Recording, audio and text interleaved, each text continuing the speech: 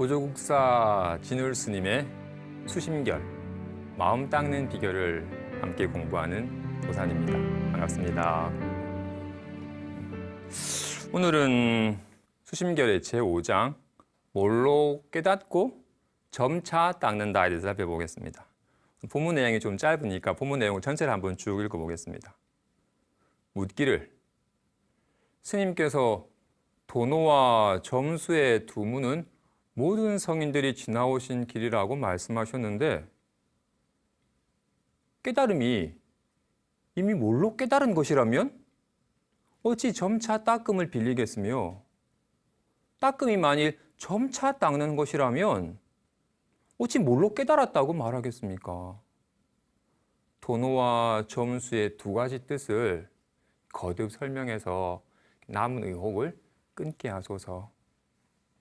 답하기를 뭘로 깨닫는다는 것은 범부가 미혹할 때에 사대의 색신을 자기 몸이라고 여기며 허망한 반연심을 자기 마음이라고 여기므로 자기 성품이 참된 법신임을 알지 못하고 자기 영지가 참된 부처임을 알지 못하니 마음 밖에서 부처를 찾아 이리저리 헤매다가 호련히 선지식이 마음을 가리켜 보임을 만나서 한순간 빛을 돌이켜서 자기 본래 성품을 본 것이다.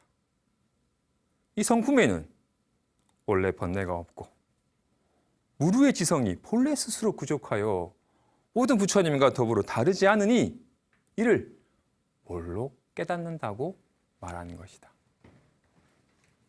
점차 닦는다는 것은 본래 성품이 부처님과 더불어 다름이 없음을 뭘로 깨달았으나 무시 이래의 습기는 단번에 제거하기가 어려우니 그러므로 깨달음에 의지하여 닦아서 점차 훈습하여 공부가 성숙해지고 성인의 태를 길러서 오래하여 성인을 이루는 것이니 그러므로 점차 닦는다고 말하는 것이다. 비유하자면 가난아기가 처음 태어난 날에 모든 감각기관이 부족하여 다른 사람과 더불어 조금도 다름이 없으나 그 힘이 아직은 충만하지 못하여 꽤 세월이 지나야만 비로소 성이 되는 것과 같다고 얘기하십니다. 좋아요. 먼저 불교는 부처님의 깨달음에 대한 가르침입니다. 그러므로 불교를 바르게 알려면 부처님께서 무엇을 깨달으셨는지를 알아야 합니다. 그리고 부처님께서 무엇을 깨달으셨는지를 알려면 부처님께서 왜 출가하셨는지를 알아야 합니다. 부처님은 왜 안정적인 왕자의 지위를 버리고 그 고된 출가 수행자의 길을 가시는 걸까요? 부처님의 세계 가운데 사문유관의 일화가 이를 잘 설명하고 있습니다.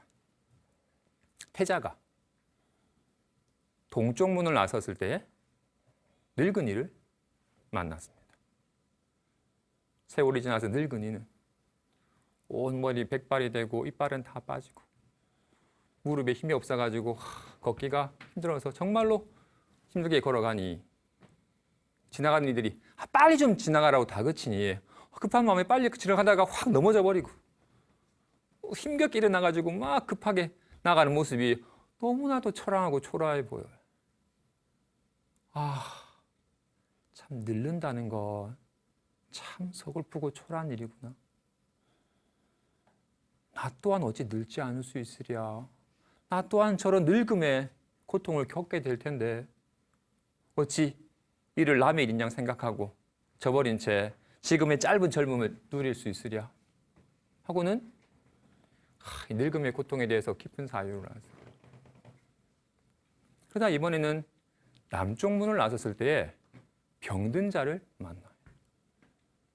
이 병든 자는 전염병이라도 났는지 거적에 말아져 가지고 저 한 구석에 버려져 있고 병이 났으니 온몸에 등창이 나고 고름이 나가지고 온몸이 오물투성이고 거기에 막 파리가 들러붙어 있고 보는 이 끔찍한 괴로움에 막 신음을 하고 있건만 어느 누구 하나 그의 도움의 손길을 주지 않는 모습을 보자. 와, 병듦은 진짜 괴로운 것이구나. 나라고 언제 저런 병듦의 고통을 겪지 않으리라 장담하리요.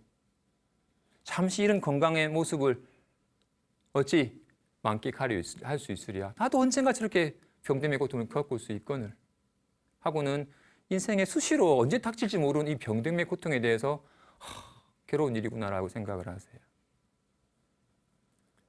서쪽 문을 나섰을 때 그는 죽어가는 일만. 이제 곧 임종의 무렵이 다가오자 죽지 않으려고 막 발부둥을 치건만 나의 바람과 상관없이 숨이 멈춰버리고 남겨진 가족들은 참을 수 없는 애통에 정말 목 놓아 우는 모습을 보자. 와, 죽는다는 건 진짜 끔찍이 두렵고 괴로운 일이구나. 나라고 어찌 죽지 않을 수 있으랴. 이 죽음의 고통을 어떻게 해결할 수 있을까라고 태어난 자, 이 늙음의 고통을 겪고 병듦의 고통을 겪고 저 죽어가는 고통을 겪으니 이 문제 해결하지 않고는 아무 일 없는 듯이 살 수가 없구나 하고는 이렇게 태어나서 늙고 병들어 죽는 문제에 대해서 깊은 관심을 가지고 어떻게 하면 그 문제를 해결할 수 있을까 고민을 하세요.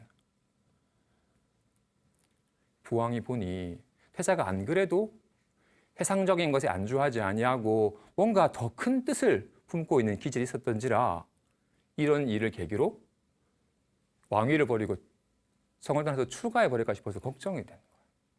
그래서 태자를 불러서 앉아서 얘기를 해. 태자야, 내가 다른 것은 네가 뭘 해도 다 좋다. 하지만 제발 이 왕자의 지위를 버리고 출가는 하지 말아라. 네가 출가하지 않는다면 내가 널 위해서 모든 걸 다 해주겠다. 그러자 태자가 부왕이시여, 저의 4가지 소원을 들어주신다면 제가 출가하지 않겠습니다. 제가 영원히 젊어서 이 늙음의 고통을 겪지 않게만 해주신다면 제가 출가하지 않겠습니다. 제가 영원히 건강해서 이 병듦의 고통을 겪지 않을 수만 있게 해주신다면 제가 출가하지 않겠습니다. 제가 영원히 살아서 이 죽음의 고통을 겪지 않게만 해주신다면 제가 출가하지 않겠습니다. 제가 사랑하는 이를 떠나버리는 이 이별의 슬픔을 겪지 않게만 해주신다면 제가 출가하지 않겠습니다. 하자 부왕이 태자야, 그런 소리를 하지 말아라. 이 세상에 누가 늙고 병들어 죽는 고통, 이별의 가슴 아린 슬픔을 겪지 않을 수 있겠느냐. 인간인 이상 그냥 감당해야 될 문제다. 하지만 태자는 언제 이런 끔찍한 고통에 다칠 수 있거늘 아무 일 없는 짓 할 수가 없었어요.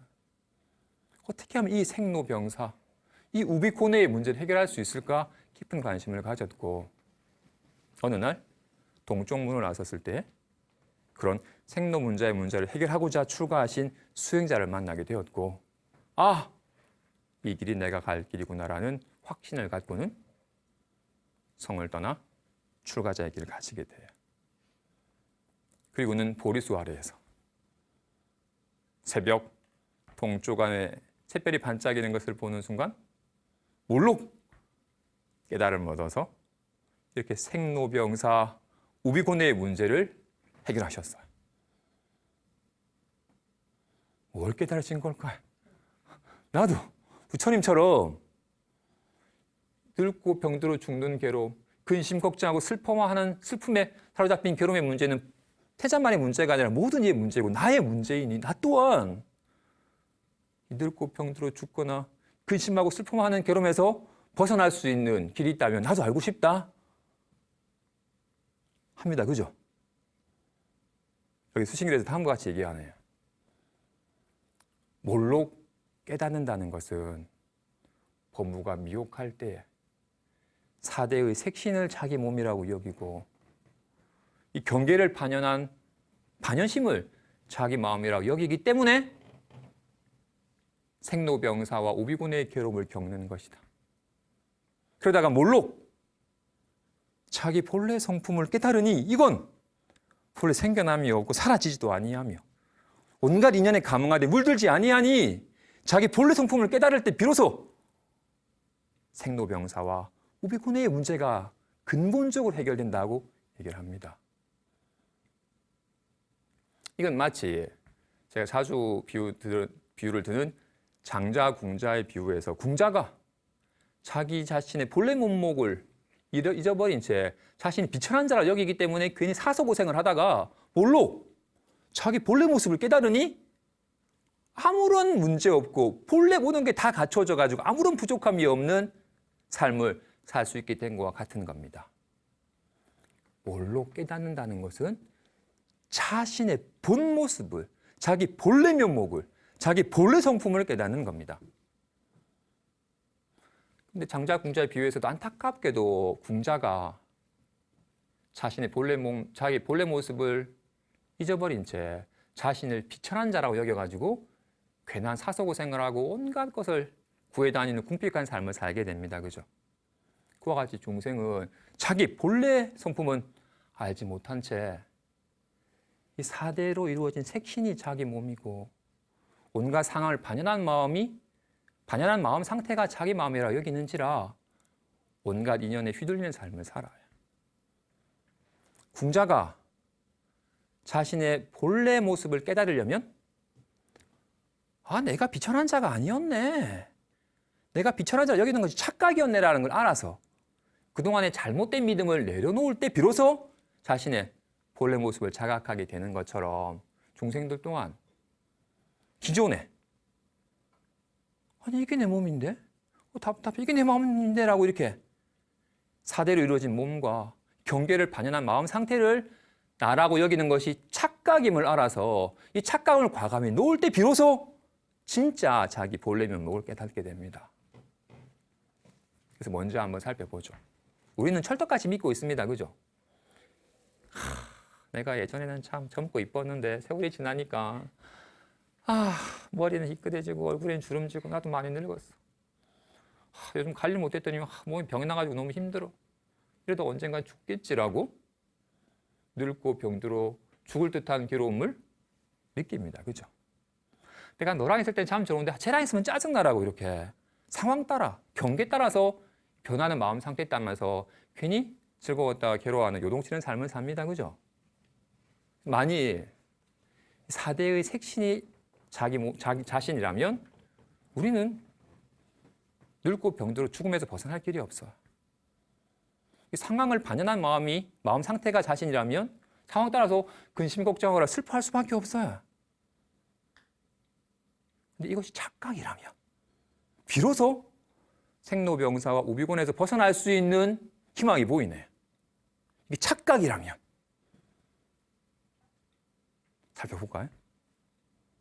좋아요. 먼저 사대의 색신이 사대로 이루어진 이 몸이 자신이라고 우리는 철떡같이 여기고 있습니다. 그죠? 스님이 예전에 한 20년 전에 처음으로 새 차를 뽑았어요. 법륜이라고 이름까지 지어주고. 근데 처음 뽑았으니까 이게 운전이 서툴러가지고 약간 한적한 곳에 골목길에 차를 주차해 놓고는 이를 보고는 차를 빼려고 하는데 그 골목 입구 쪽에 웬 트럭이 딱 정차가 되어 있는 거예요. 초보자가 후진해서 나오기에는 공간이 너무 좁아요. 그래서 기사님에게 트럭을 조금 빼달라고 부탁을 드렸더니 이렇게 널찍한데 그냥 훅 나오시면 된다고 얘기를 하시는 거예요. 초보자의 내가 보기엔 좁은데 그래도 전문가가 충분히 널찍하니 그냥 훅 나오면 된다길래 그 말만 믿고 훅 나오다가 세차 옆구리가 트럭 모서리에 훅 긁혔어요. 좀 빼달라고 할 때 빼주셨으면 이러지 않았을 텐데 아이씨라고 짜증이 확 났어요. 그는 하루 종일 빼달라고 했으면 했을 텐데 그냥 안 빼줘가지고 이렇게 상했잖아라고 막 속상한 마음이 확 이어졌어요. 그러다가 자려고 누웠는데도 속상하니까 그러다가 문득 내 옆구리가 상한 게 아닌데 차야. 소모품인데 쓰다 보면 당연히 기스가 날 건데 조금 빨리 기스가 난 것뿐인데 괜히 막 내가 상한 것처럼 이렇게 괴로워하지? 내가 아닌데도 나인 듯이 애착하면 내가 상한 것처럼 확 괴로워집니다. 내가 아닌데도 나인 듯이 애착하는 것이 상하자 내가 상한 것처럼 확 괴로워졌어요. 그러다 비로소 내가 아닌 걸 왜 내가 나인 듯 생각해서 괜히 괴로워하자라고 알자? 그 괴로움이 훅 쉬워졌어요.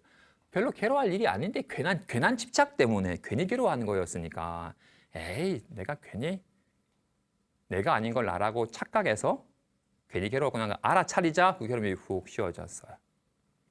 우리는 차나 옷은 내가 아닌 줄 압니다. 그죠?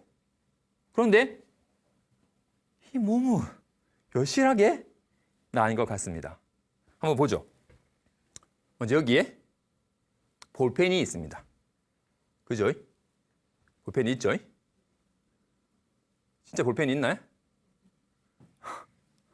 좀 자세히 살펴보죠. 볼펜이 있다고 하셨는데 볼펜이 어디 있나요?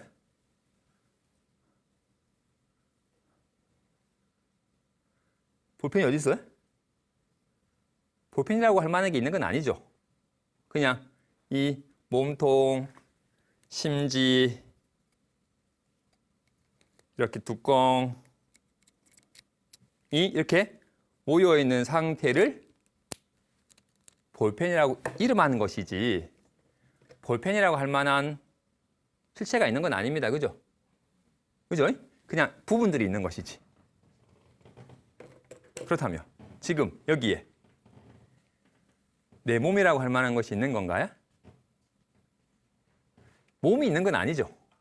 대신에 머리카락, 피부, 근육, 뼈, 힘줄, 눈, 코, 귀, 혀, 심장 등등 장기들은 있습니다. 그죠?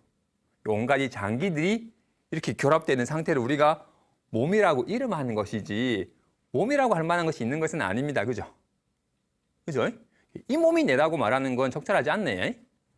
몸이라고 할 만한 것이 있는 것은 아니니까 이런 장기들이 결합된 상태를 몸이라고 이름하는 것이지 몸이라고 할 만한 실체가 있는 것은 아니었어요. 반면에 그러면 각 몸을 이루고 있는 각 장기들은 있습니다. 그죠? 어떤 분이 거울을 보시더니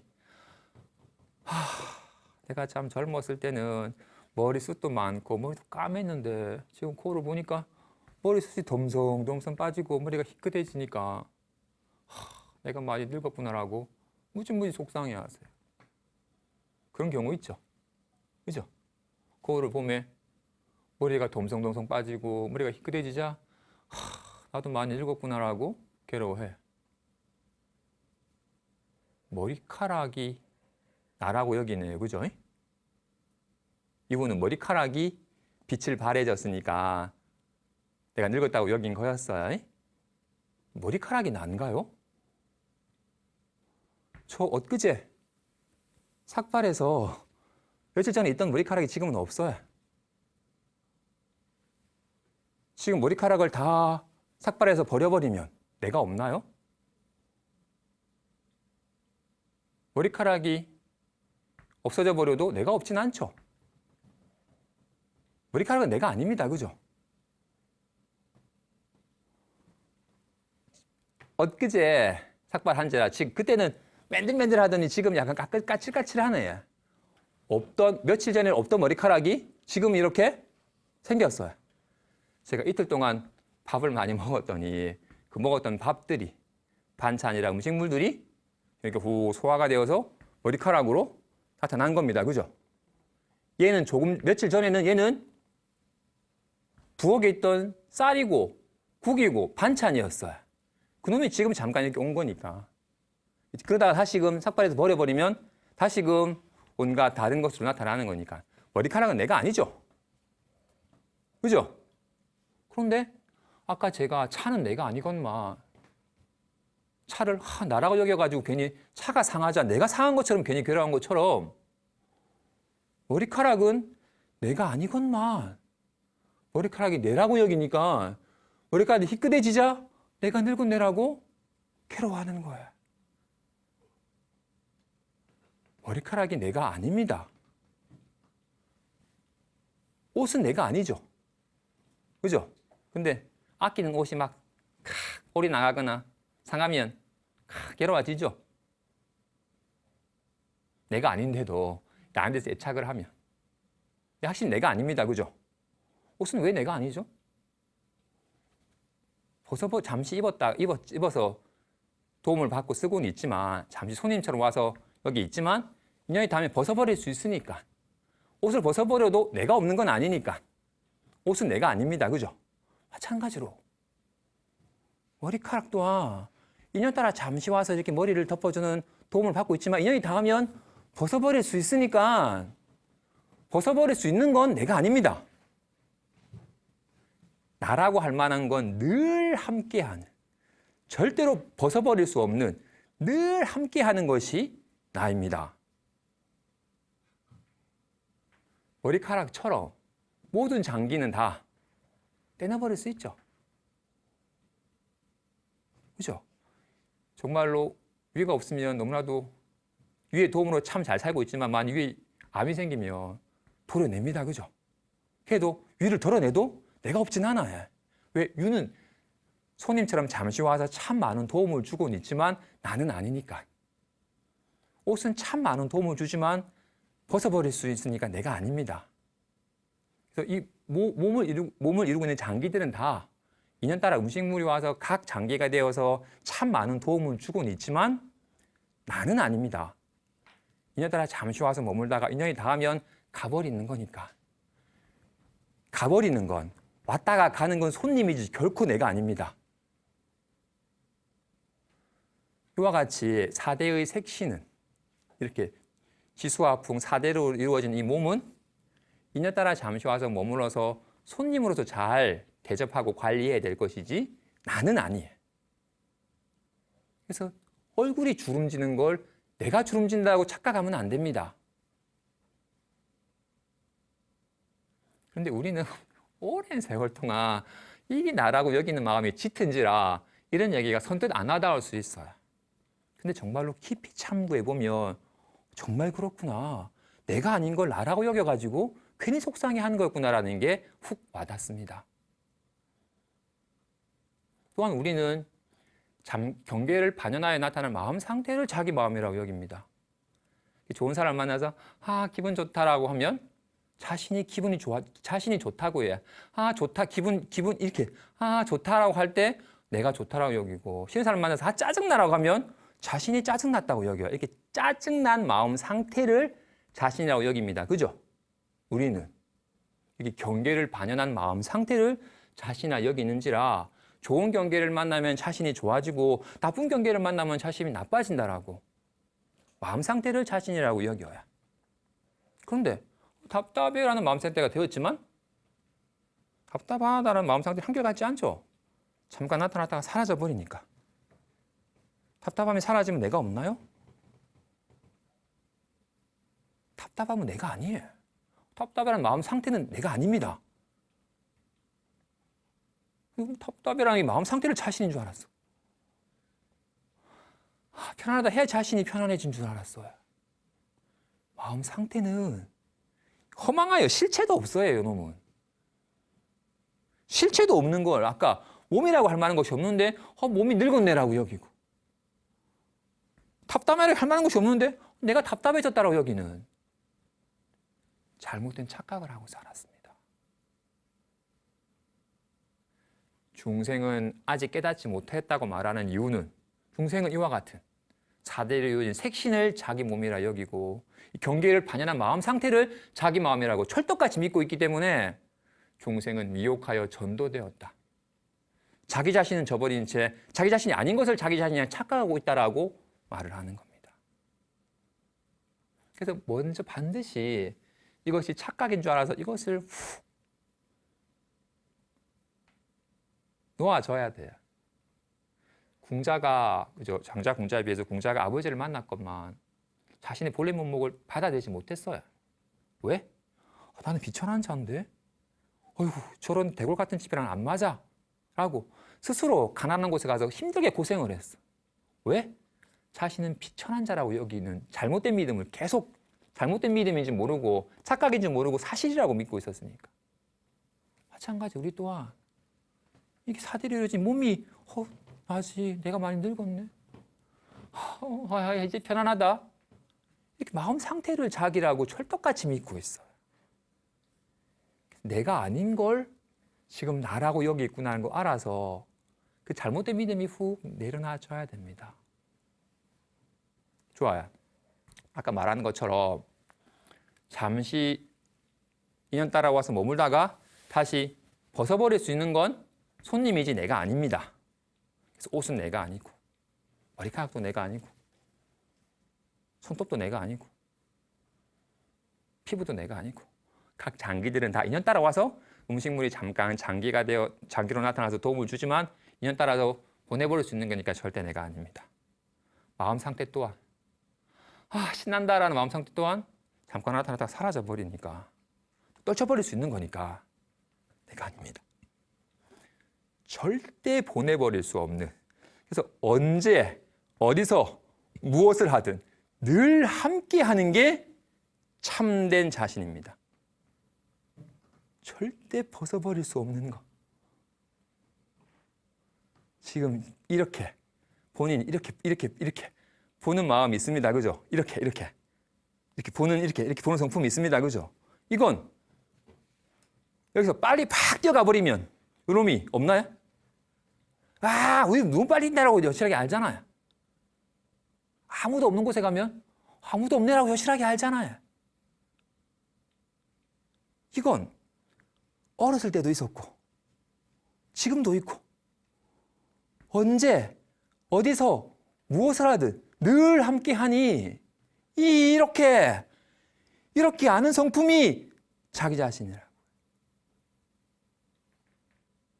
이건 공적하여 즐거움도 괴로움도 아닌데 인연이 되면 즐겁다, 괴롭다라는 모양이 나타나요. 하지만 모양이 없어서 모양은 인연 따라 잠깐 생겨나지만 인연 따라 사라지지만 모양이 없는 거 마치 허공은 구름도 집도 다 인연 따라 생겨났다가 인연 따라 사라져버리지만 허공은 인연 따라 생긴 것이 아니기 때문에 어떤 인연에도 사라지질 아니합니다. 같이 지금 이렇게 성품은 어디에 있다고 말했습니까? 이렇게 작용하는 데 있다라고. 이렇게 여실하게 이렇게 보고 이렇게 듣고 아는 이 성품은 어딜 가더라도 늘 함께 하잖아요. 옷은 벗어버릴 수 있어요. 머리카락 잘라버릴 수 있어요. 장기 또한 떼어버릴 수 있어요.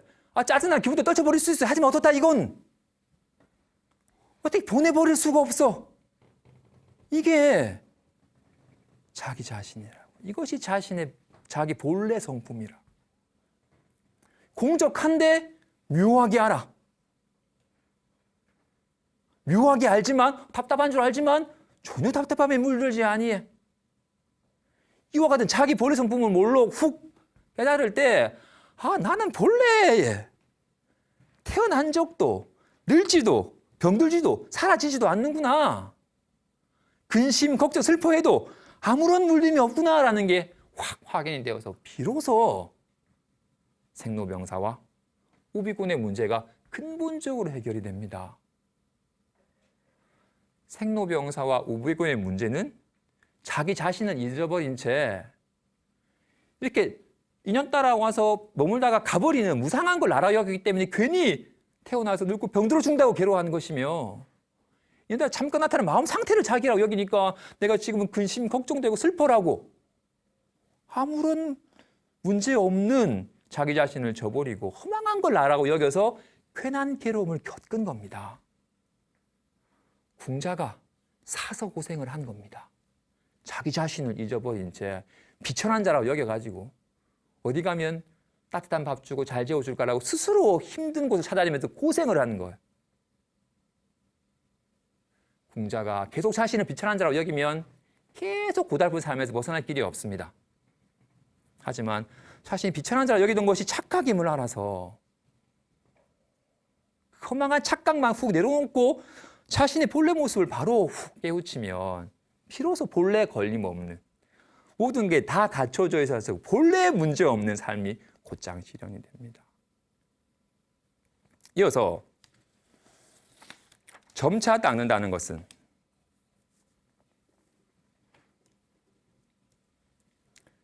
점차 닦는다는 것은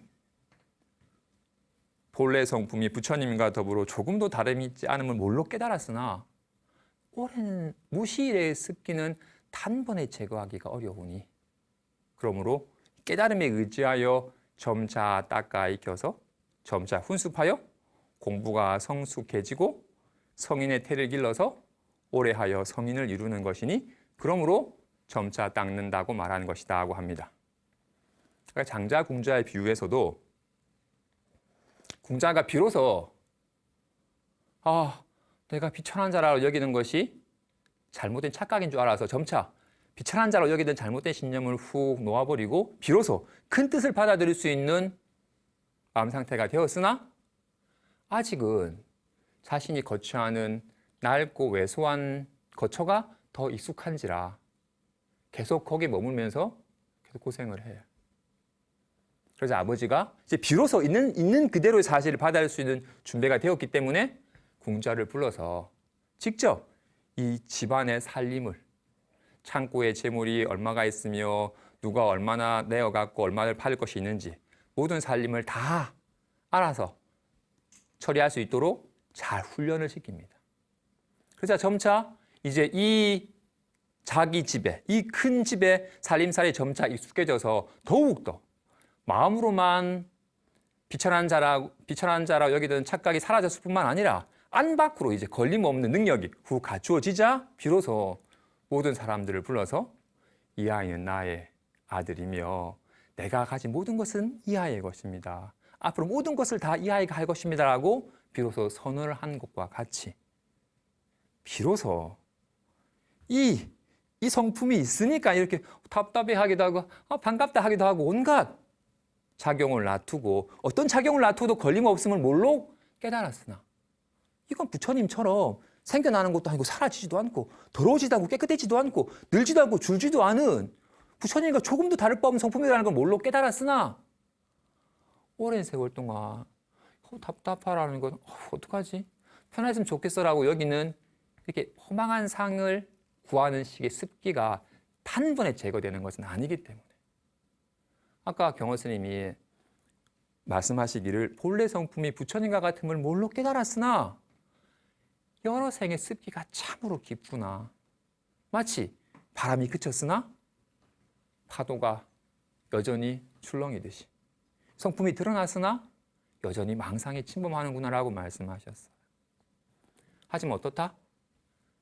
바람이 그치면 단번에 물이 고요해지진 않지만 바람이 그치면 점차 요동치는 물길이 점차 잦아지고 나중에는 고요해지는 것처럼 아직은 이 성품에 대한 실감함이 아직은 미숙한지라 망상이 확 침범하면 망상에 속아가지고 훅 끌려가지만 점차 망상인 줄 알고 이 성품이 진짜인 줄 알기 때문에 점차 망상에 사로잡히는 식의 습관은 점차 줄어들고 이 성품이 진실임이 점차 확연해집니다. 그래서 뭘로? 딴 걸 깨닫는 게 아닙니다. 자기 본래 성품을 보는 겁니다. 자기 본래 성품. 지난 시간에 성품을 본다라는 건 내 성품이 이렇구나라고 보는 게 아니라 성품을 본다는 것은 마치 눈을 보는 것처럼 눈은 내 눈이 저기 있다라고 그걸 보면서 내 눈이 저기 있다 이 사람은 자기 눈을 보는 것이 아니듯이 지금 이렇게 보는 작용을 하는 것으로서 드러나는 데서 자기 눈을 실감하는 것처럼 성품은 이렇게 보고도 꼭 답답해라고 작용하는 데서 성품을 실감을 하는 겁니다. 이게 확 실감이 되면 인연따라 답답해하든 편안해하든 온갖 다양한 모양으로 나타나지만 아무 문제 없음이 완전히 실감이 되기 때문에 애씀 없이 망상이 본래 공적하고 마음이 본래 청정함을 일상사에서 점차 익혀가는 겁니다. 더욱더 확연해져 가는 겁니다. 그래서 마음 닦는 비결에서는 점차 여기에 이 성품을 훅 실감을 하여 여기에 점차 익숙해져 가는 겁니다. 그래서 불교에서는 깨달음이란 전의를 이루는 것이다라고 합니다. 깨달음이란 의지처가 전환되는 것이라고 합니다. 그동안은 마음 상태, 이 허망한 생각을 내 삶의 의지처였어요. 늘 생각으로 궁리하고 기분에 의지하고 늘 이렇게 허망한 마음 상태에 의지하고 살다가 비로소 온갖 마음 상태는 화나와 같은 실체가 없는지 확연하게 알고 이게 진실임을, 이게 이런 다양한 마음 상태로 나타나는 것인지라 늘 마음 상태에 의지하는 습관은 점차 줄어져 가고 이 성품에 의지한 식으로 삶이 좀 전환이 되는 겁니다. 그래서 공부는 마치 익숙한 것이 점차 낯설어져 가고 낯선 것이 점차 익숙해져 가는 것이라고 합니다. 우리는 마음 상태, 생각이나 기분이 익숙합니다. 그래서 늘 생각이나 기분에 의지하여 살다가 공부를 하면 할수록 그건 헛거라는 게 확연해지고 허망한 것이라는 게 확연해지고 이게 진실이라는 게 확실하게 실감이 되기 때문에 점차 이 성품에 의지하는 식의 습관이 되다 보면 자꾸 막 생각으로 궁리하는 건 점차 좀 낯설어져 가고 우리는 생각을 안 하면 못 살아가는데 공부가 익어지면 생각이 개입되면 괜히 좀 번잡스러워지고 약간 좀 뭔가 뭐를 좀 그런 불편함이 생기고 도리어 생각하지 않지만 온갖 인연에 감응하는 여기에 점차 익숙해져 가게 됩니다. 비로소 일 없는 삶이 인연 따라 온갖 일을 감응하여 살지만 아무 문제 없는 삶이 점차 익숙해져 갑니다. 그래서 원각경에서는 이 성품을 보면 4가지 상이 사라진다고 합니다. 원각경에서는 아상, 인상, 중세상, 수자상에 대한 안목이 조금 다릅니다. 수행하는 측면에서 견성을 하면 이런 허망한 상이 점차 사라진다고 말합니다. 첫째, 아상이 사라집니다. 어떻다? 그동안 이 4대의 색신이 이 몸이 나다 여기고 이 기분이 경계를 반영하는 마음 상태를 나라고 여기는 것이 착각임을 알아서 이걸 나라고 여기는 상이 점차 사라집니다. 이것에 막 애착하는 마음이 점차 줄어들고 인연따라 막 자기 자신이 편안하기 위해서 편안한 상태가 되려고 애쓰는 식의 마음이 점차 사라집니다. 나라고 여기는 것이 착각임을 알기 때문에 허망한 모양을 구하는 식의 습관이 점차 사라집니다. 그렇게 되면 안타깝게도 중생은 인상이 생깁니다. 내가 이제 모든 건 다 화나와 같은 줄 알았어. 라고 이렇게 뭔가를 알았다라고, 뭔가를 내가 깨달았다라고 여기는 이 상을 딱 취합니다. 이거는 난 이거 아는데 너 아니? 라고 자신이 아는 깨우침이 이 깨우침이 내 삶을 편하게 해줬으니까 이게 참으로 귀해가지고 이걸 움켜잡아가지고 계속 의지하여 취합니다. 이 또한 인연 따라 나타나는 것이기 때문에 이 상에 취하면 여기 상에 머물러가지고 걸리게 되고 또 괜한 시비가 벌어질 수 있기 때문에 바른 안목을 가진 이라면 성품에 익숙해지면 익숙해질수록 내가 또 뭔가 알았다라는 생각이 또 머물렀구나 하는 걸 알아가지고 뭔가 알았다는 생각 또한 자연스럽게 사라집니다. 그러면 그래서 모든 건 잠시 인연 따라 훅 나타났다가 사라지는 거구나. 모든 건 다 여러 연이 모여서 생겨난 다 중생한 것이구나. 온갖 인연 따라 다양한 삶이 펼쳐질 뿐 실체가 없는 것이구나라는 걸 알아서 점차 중생상이 점차 옅어지며 나중에는 이 늘 이렇게 아는 성품이 마치 이렇게 늘 생명처럼 있는 것이 있구나라고 살짝 성품을 마치 이 무한 생명인 것처럼 약간 집착하는 식의 습관이 발동될 수 있지만 더욱더 성품에 익숙해지면 익숙해질수록 또 상에 성품이라는 상에 또 매달리구나를 알아서 그 상 또한 점차 옅어져 가게 됩니다.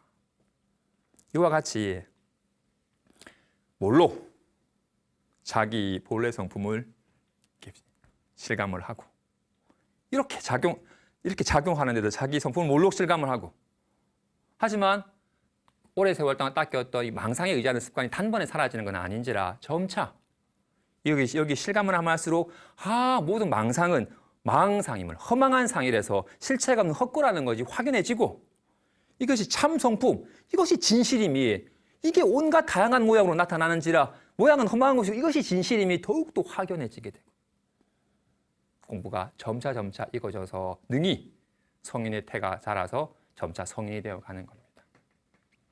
여기 대해서 보조 스님께서 진신직설에 이르시기를 자기 성품을 안 것은 자기 성품을 체득한 것만 못하고 자기 성품을 체득한 것은 자기 성품에 개합한 것만 못하고 자기 성품에 개합한 것은 자기 성품을 활용하는 것만 못하다라고. 우리는 처음 입문한 사람은 이렇게 아는 게 성품이구나라고 이렇게 뭔가 아는 정도에 머무르는 경우가 있어요. 아직까지 이게 내가 뭔가 알았다라고 분별하는 마음 상태이기 때문에 온전히 불이법에 이 여실한 성품에 훅 녹아들지 못한 것이니까 아는 것은 이렇게 직접 체득하는 것만 못하고 체득을 하였으나 또 체득한 상태와 체득하지 못한 상태가 또 분별되기 때문에 온전히 여기에 자기 성품이 훅 개합되어 가지고 하나가 되는 것만 못하고 나중에 온갖 인연에 이렇게 화용하여 묘용으로 작용하는 것만 못하다라고 해서 공부를 하면 할수록 점차 깨닫는 견성을 하는 순간 모든 게 끝나는 게 아니라 점차 이 성품에 익숙해져 가서 점차 이 알미, 체득함이, 개합함이 묘한 작용으로 점차 익숙해져 갑니다. 그런지라 비유하자면 갓난아기가 처음 태어난 날에 이 감각기관이 이거죠. 갓난아기가 어른과 다를 바 없이 눈, 코, 입, 온몸이 똑같이 있잖아요. 하지만 아직 그 힘이 미약해서 아직은 스스로 걷지도 옷을 입지도 한 사람 역할을 제대로 못하지만 점차 잘 세월이 지나면서 점차 잘 관리하면 어엿한 성인이 되어가지고 능히 한 사람의 목을 하게 되는 것처럼 처음 견성을 한다고 해서 한 번에 성인이 되는 것은 아니지만 뭘로 성품을 받기 때문에 비로소 이 힘이 점차 증장하여 능히 성인처럼 이 일체가 다 한 몸이라는 지혜가 생기고 모든 걸 다 한 몸으로 대하는 자비심이 온 중생을 다 제도하고 이 세상이 불국토가 되도록 만들려는 큰 원력이 갖추어 점차 성인으로 성장해 가게 됩니다. 공부하는 이는 오직 성품은 이렇게 작용하는 데 늘 드러나 있기 때문에 공부하는 이는 늘 지금 이렇게 작용하여 드러나는 지금의 삶에 온전히 훅 젖어드는 겁니다. 오직 지금의 이 인연만이 진실이니까. 그래서 공부하는 삶은 괜한 이미 지나버린 헛그림을 그리면서 괴로워하거나 아직 오지 않은 미래에 대한 헛그림을 그려서 괴로워하지 아니하고 그런 헛것은 헛것인 줄 알아도 속지 아니하고 오직 지금 이렇게 드러나는 진실을 오직 훅 실감함 속에서 절로 아무 문제 없음을 알아서 편안한 삶, 걸림없는 삶이 점차 실현이 됩니다. 본래 갖추고 있는 자기 본래 면목을, 자기 본래 성품을 깨달아서 온갖 인연에 감응하되 어떤 인연에도 걸림없는 여유한 삶을 사시는 후자 되시기 바랍니다. 감사합니다. 등불하십시오.